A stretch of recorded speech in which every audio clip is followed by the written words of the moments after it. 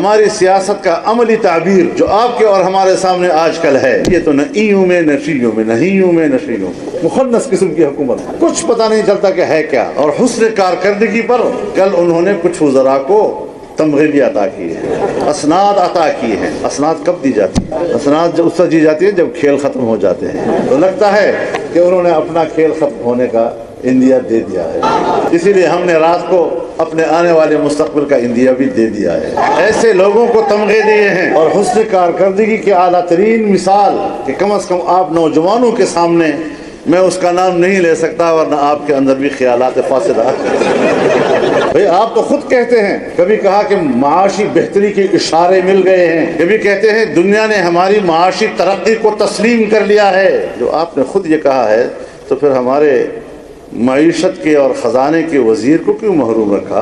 آپ تو کہتے ہیں کہ ہم نے بڑے اچھے خارجہ تعلقات بنائے ہیں، اور افغانستان کے مسئلے پر ایک OIC کے وزراء خارجہ کا اجلاس بھی ہوا جسے وہ ایک زبردست قسم کی کامیاب خارجہ پالیسی کی علامت قرار دیتے ہیں، تو پھر شاہ محمود قریشی کو کیوں محروم رکھا؟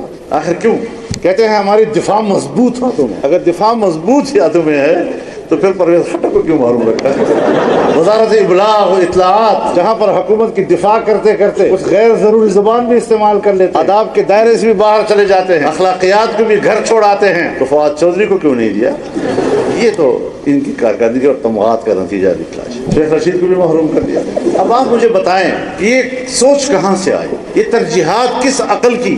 تو ایسے حکمرانوں سے اسی عقل کی توقع رکھنی چاہیے، ایسی کام کریں۔